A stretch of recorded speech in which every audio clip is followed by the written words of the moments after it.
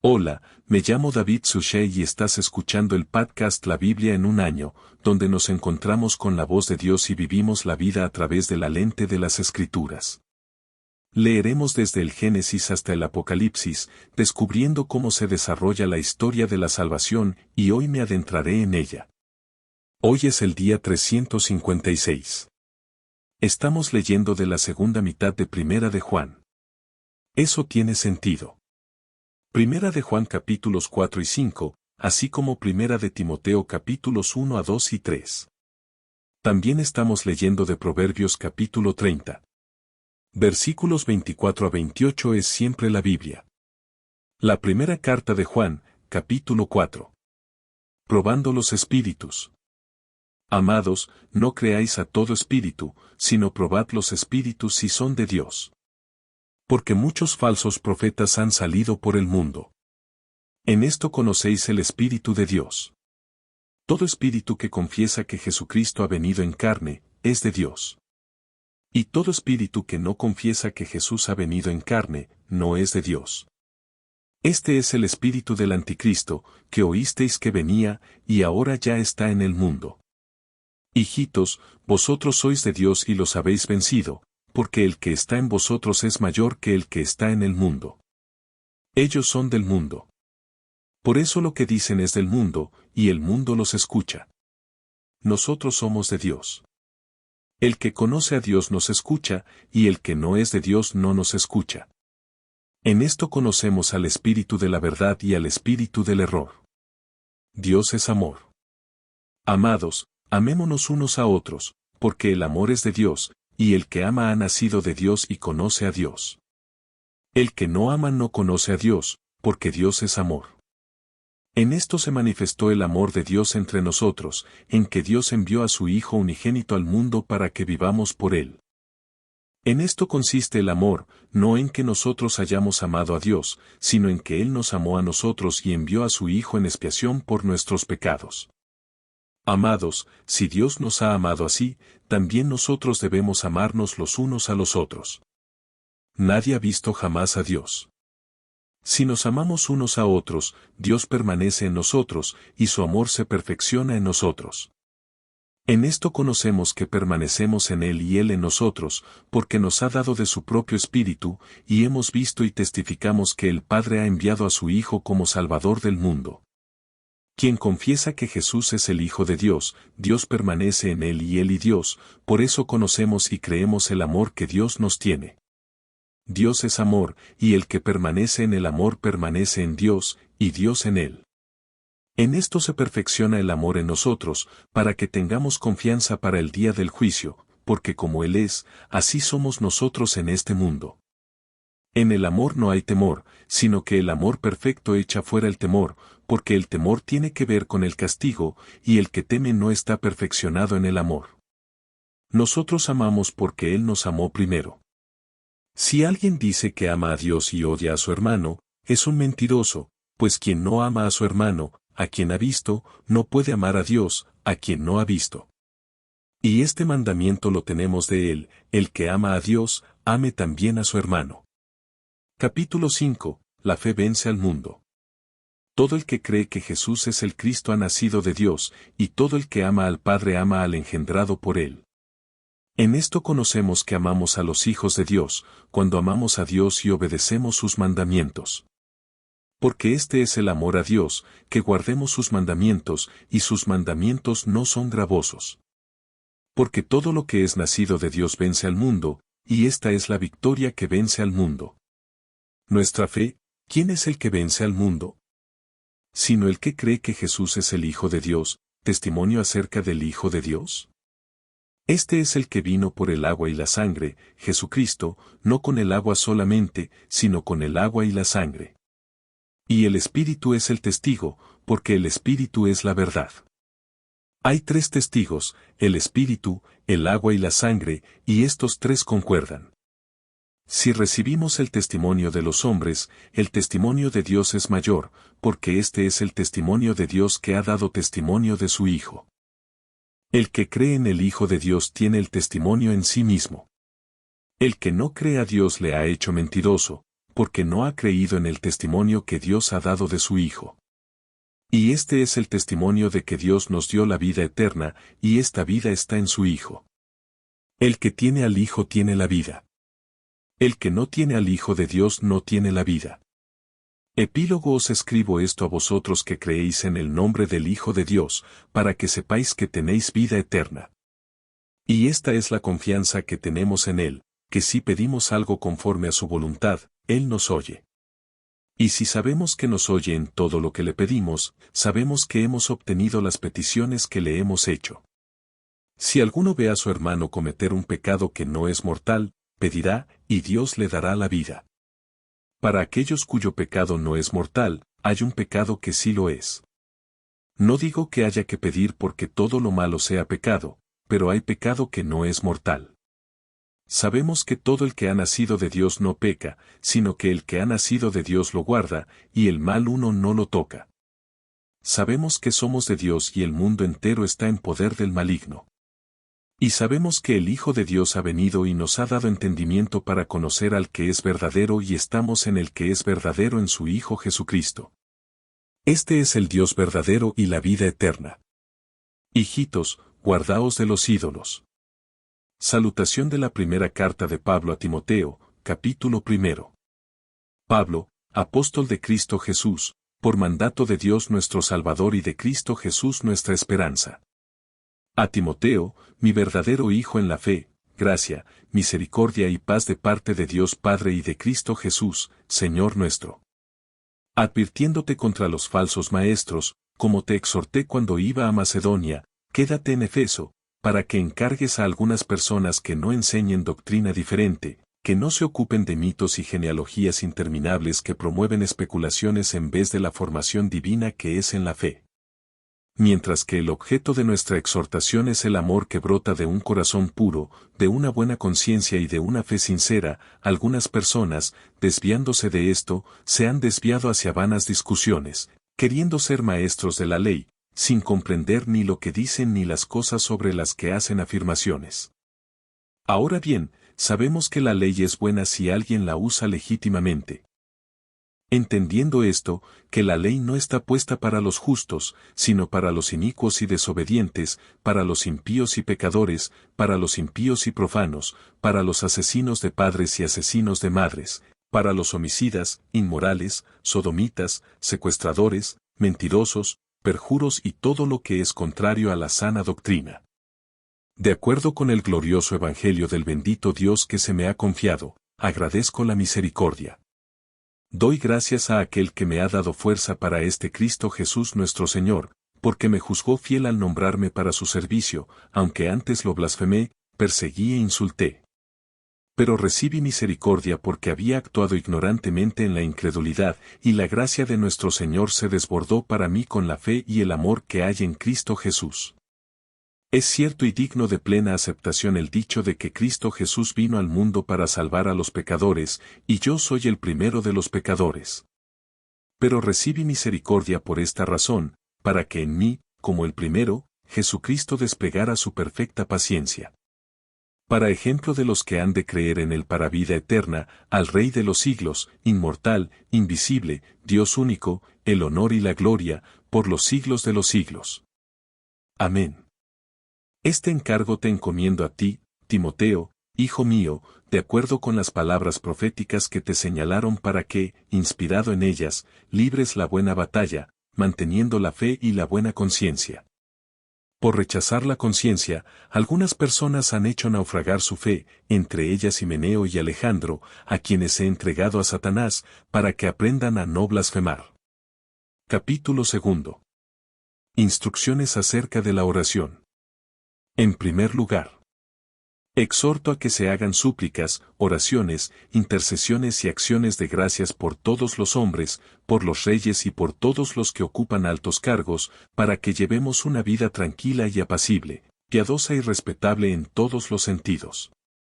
Esto es bueno y agradable a los ojos de Dios Salvador, que desea que todos los hombres se salven y lleguen al conocimiento de la verdad. Porque hay un solo Dios, y un solo mediador entre Dios y los hombres, Jesucristo hombre, el cual se dio a sí mismo en rescate por todos, de lo cual se dio testimonio a su debido tiempo. Para esto fui nombrado predicador y apóstol. Digo la verdad, no miento. Un maestro de los gentiles en la fe y la verdad. Deseo, pues, que en todo lugar los hombres oren, levantando manos santas sin ira ni contienda. También que las mujeres se adornen modesta y sensatamente con ropas decorosas, no con cabellos trenzados, ni oro, ni perlas, ni vestidos costosos, sino con buenas obras, como corresponde a las mujeres que profesan la religión. Que la mujer aprenda en silencio con toda sumisión. No permito que una mujer enseñe o tenga autoridad sobre los hombres. Debe guardar silencio. Porque primero fue formado Adán, luego Eva, y Adán no fue engañado, pero la mujer fue engañada y se convirtió en transgresora. Sin embargo, la mujer se salvará teniendo hijos, si continúa en la fe, el amor y la santidad con modestia. Capítulo 3. Requisitos de los obispos. Cualificaciones de los obispos. El dicho es cierto. Si alguien aspira al cargo de obispo, desea una tarea noble. Ahora bien, un obispo debe ser irreprochable, marido de una sola mujer, templado, sensato, digno, hospitalario y apto para enseñar, no borracho, no violento sino amable, no pendenciero y no amante del dinero. Debe administrar bien su propia casa, manteniendo a sus hijos sumisos y respetuosos en todo. Porque si un hombre no sabe administrar su propia casa, ¿cómo cuidará de la iglesia de Dios? No debe ser un converso reciente, o puede envanecerse y caer en la condenación del diablo. Además, debe ser bien considerado por los de afuera, o puede caer en el reproche y la trampa del diablo. Los diáconos también deben ser serios, no de doble lengua, no adictos a mucho vino, no codiciosos de ganancias. Deben retener el misterio de la fe con la conciencia tranquila, y que ellos también sean probados primero. Luego, si se muestran irreprensibles, que sirvan como diáconos.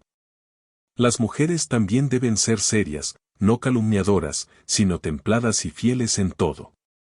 Que los diáconos sean esposos de una sola mujer, y que administren bien a sus hijos y sus hogares. Porque los que sirven bien como diáconos ganan para sí una buena posición, y también una gran confianza en la fe que es en Cristo Jesús, el misterio de nuestra religión. Espero ir pronto a veros, pero os escribo estas instrucciones para que, si me retraso, sepáis cómo debéis comportaros en la casa de Dios, que es la iglesia del Dios vivo, columna y baluarte de la verdad. Confesamos que es grande el misterio de nuestra religión. Él fue manifestado en la carne, vindicado en el Espíritu, visto por los ángeles, predicado entre las naciones, creído en el mundo, tomado en la gloria. Libro de los Proverbios, capítulo 30, versículos 24 a 28. 4 cosas en la tierra son pequeñas, pero son sumamente sabias. Las hormigas son un pueblo, no fuertes si les proporcionan su alimento en el verano. Los tejones son un pueblo, no poderosos si hacen sus casas en las rocas. Las langostas no tienen rey, pero todas marchan en rango. La lagartija puedes tomar en tus manos, y sin embargo está en palacios de reyes. Padre Celestial, te alabamos. Te agradecemos tanto por este día. Gracias, Señor, por seguir caminando con nosotros. Continúa guiándonos y alimentándonos con tu palabra y formándonos con tu verdad. Te pedimos que por favor nos ayudes a amar. Ayúdanos a amar. Ayúdanos a amar. Tú eres amor. Tú nos has amado primero, y te alabamos cuando pones ese amor en nuestros corazones. Ayúdanos a amar y a corresponder y a amar y a responder como tú nos has amado. Ayúdanos a amar a las personas que nos rodean como tú nos has amado. Ayúdanos a amarte a ti mismo. Te lo pedimos en el nombre de Jesús. Amén. En el nombre del Padre, del Hijo y del Espíritu Santo. Amén. Como te dije, San Juan es todo amor. Esta es la clave. ¿Cuántas veces ha dicho Santiago en las lecturas de hoy que Dios es amor? Estas 3 palabras, Dios es amor. Ya hemos señalado que el catecismo destaca que Jesús revela el secreto más íntimo de Dios. Y el secreto más íntimo de Dios es que Dios es un eterno intercambio de amor. Padre, Hijo y Espíritu Santo. Sabemos que Dios mismo no es simplemente un monolito, ¿verdad? Dios es una unidad, pero es una trinidad de personas. Que el amor no es lo que Dios hace. El amor es lo que Dios es. Y por eso aquí estamos hechos a imagen y semejanza de Dios, lo que significa que estamos hechos para el amor. ¿Y qué dice Juan? ¿Amamos porque Él nos amó primero? Esto es tan increíble. En el amor no hay temor, pero el amor perfecto echa fuera el temor. Esto es capítulo 4, verso 18. No hay temor en el amor, sino que el perfecto amor echa fuera el temor. Porque el temor tiene que ver con el castigo y el que teme no es perfeccionado en el amor. Nosotros amamos de nuevo. Como dije, Él amamos porque Él nos amó primero. Esto es tan importante para nosotros que ustedes fueron amados primero. Que Él te amó primero antes que cualquier otra cosa. A veces la gente puede resentir el hecho. Quiero decir, he hablado con mucha gente que ha dicho, ya sabes, nunca le pedí a Dios que me hiciera. Nunca le pedí a Dios ser para tener una vida. Nunca le pedí a Dios que existiera. Y están resentidos con Dios porque el dolor les ha hecho algo. Ya sabes, ha hecho un número en sus corazones. Y sin embargo, al mismo tiempo, porque Dios no los hizo para el dolor. Los hizo para el amor. Y tenemos que responder a ese amor. Y por supuesto no solo lo recibimos. Y eso es verdad. Recibimos el amor de Dios, pero no solo recibimos ese amor.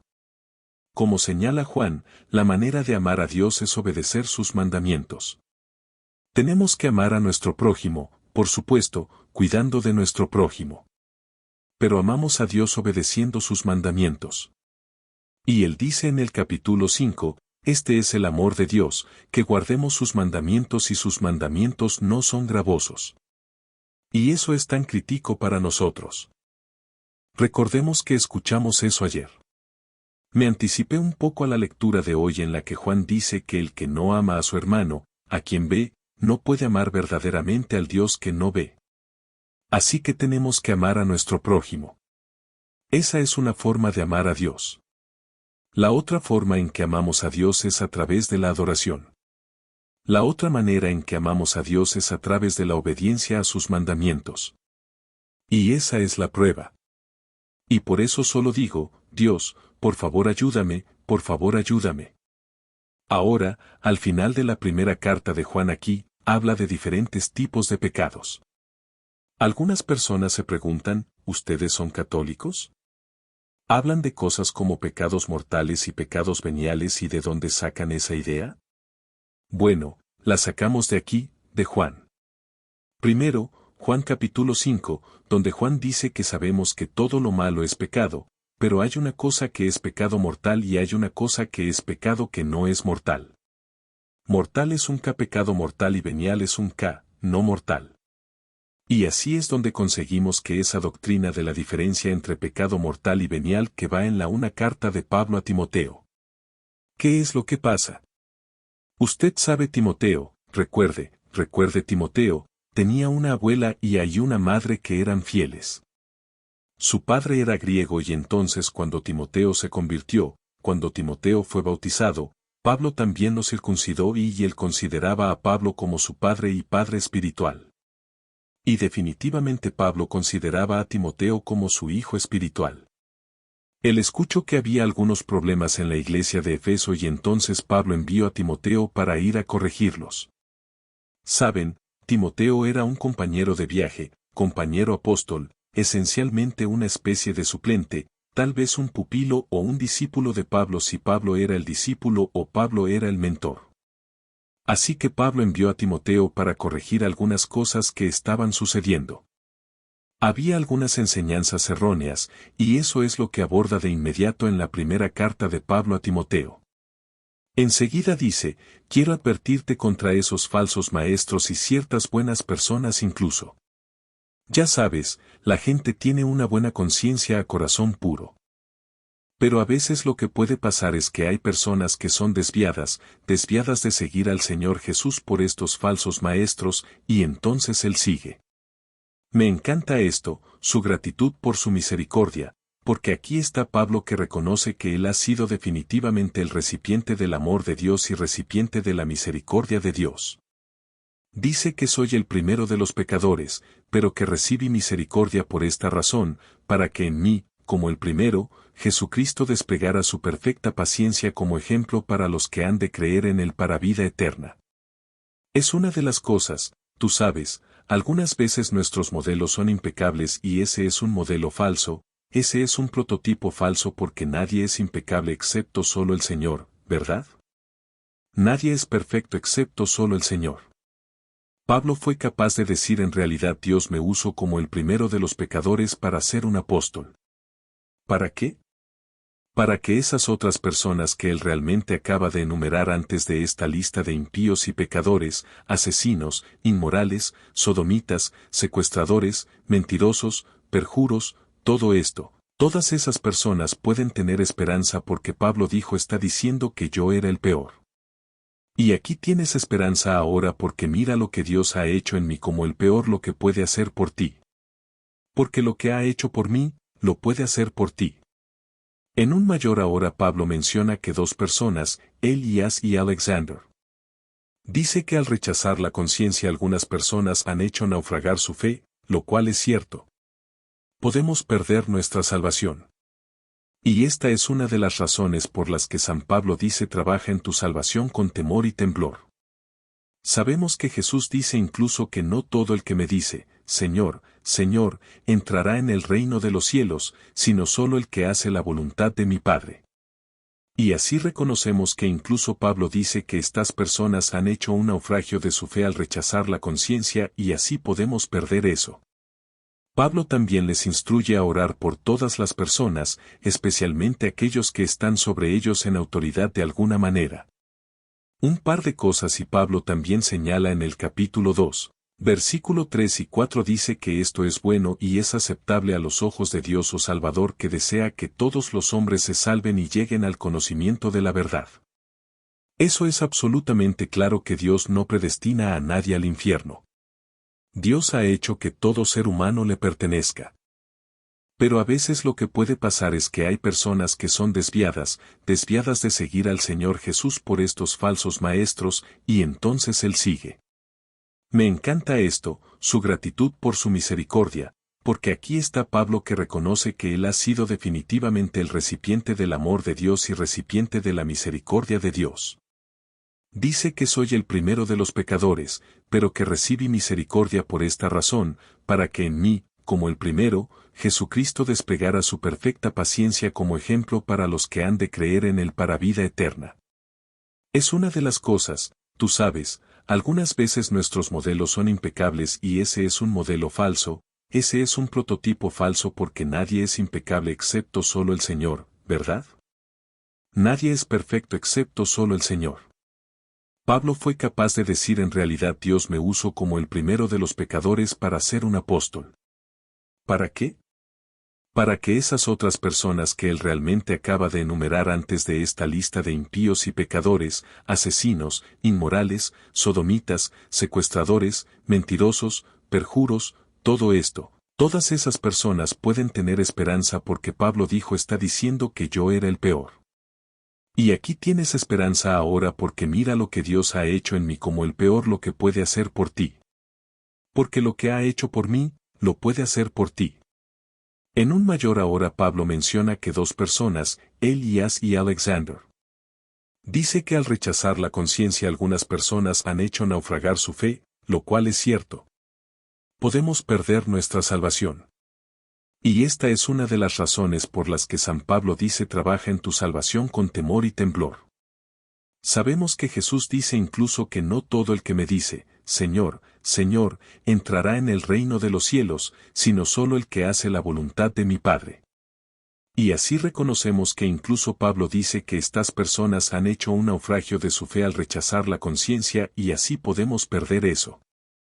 Pablo también les instruye a orar por todas las personas, especialmente aquellos que están sobre ellos en autoridad de alguna manera.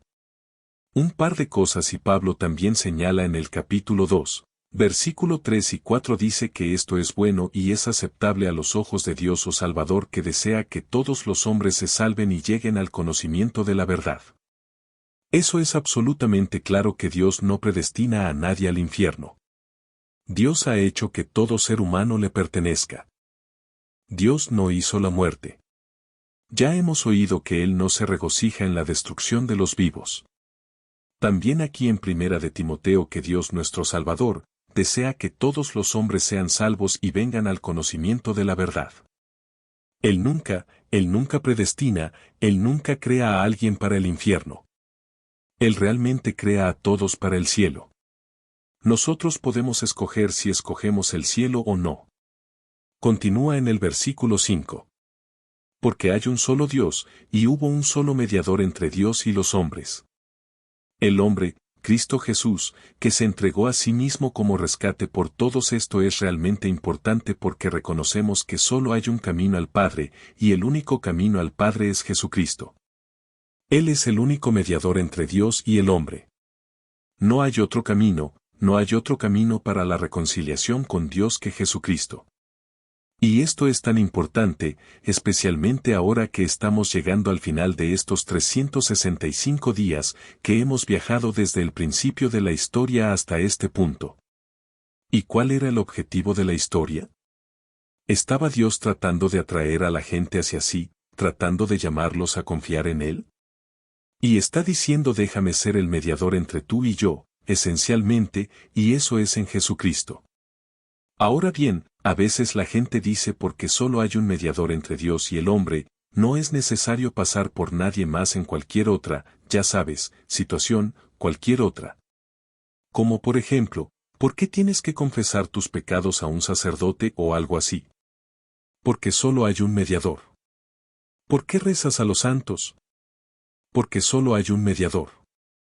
Y decimos, por supuesto el que realmente me dio nuestra salvación es el único ser humano y Dios mismo, Jesucristo. Así que Dios y el hombre en Jesús es el único mediador que estableció esto, como Él dice, que se dio a sí mismo como rescate por todos. Sin eso, sí, completamente.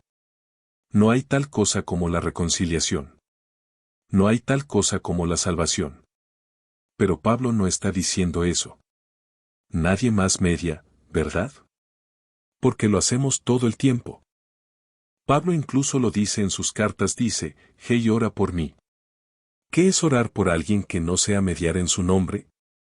También piensa en este bautismo. Ahora algunas de las personas tienen ya sabes, tienen un poco de una quemadura su silla de montar cuando se trata de la confesión.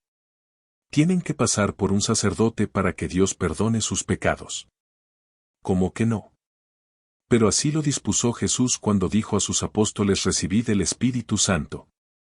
Los que desde que perdona son perdonados. A los que desde entonces mantuvisteis atados o mantuvisteis atados. Jesús lo estableció así. Pero piensa también en el bautismo. Nadie en la historia del cristianismo se ha bautizado a sí mismo.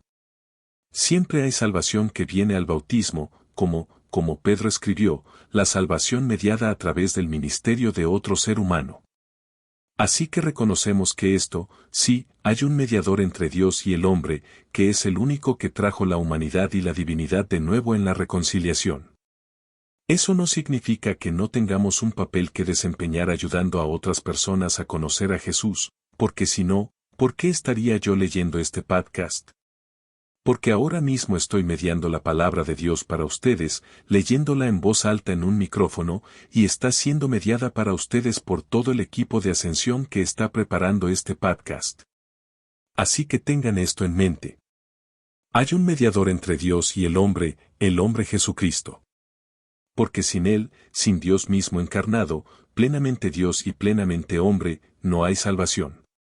Pero Dios comparte este papel de mediación. Comparte este papel de llevar a los demás hacia Él con sus hijos, porque nos ama tanto. Eso tiene sentido. Esperemos que así sea.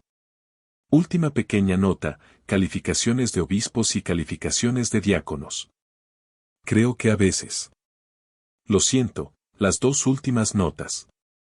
La gente dice, espera un segundo, acabas de decir que los obispos y diáconos están casados. Sí. Sí. En la iglesia primitiva, estaban casados. Diáconos. Hay obispos casados, los apóstoles. Muchos de ellos están casados. Aquí está Pablo, que no está casado. Y así no hay ninguna regla sobre eso. Como católicos, estamos acostumbrados a que nuestros sacerdotes y obispos no estén casados, lo cual es completamente normal. Ese es un desarrollo que ocurrió en la historia de la Iglesia. La última pieza aquí que quiero hacer. Sé que esto es un poco largo, pero aquí está la última pieza. ¿Cuál dirías que es el pilar y fundamento de la verdad? Siempre le pregunto a la gente, ¿cuál dirías que es el pilar y el baluarte de la verdad? Algunas personas dicen, bueno, la Biblia, está bien genial. ¿Qué diría la Biblia que es el pilar y fundamento o el pilar y baluarte de la verdad? Bueno, en 1 Timoteo capítulo 3, versículo 15, San Pablo, la Biblia misma dice que la Iglesia es la columna y el fundamento de la verdad. Sabemos que la Iglesia nos ha dado las Escrituras. La Iglesia nos ha dado la Biblia. La Iglesia ha interpretado la Biblia. La Iglesia nos ha dado la doctrina como leemos en Tesalonicenses.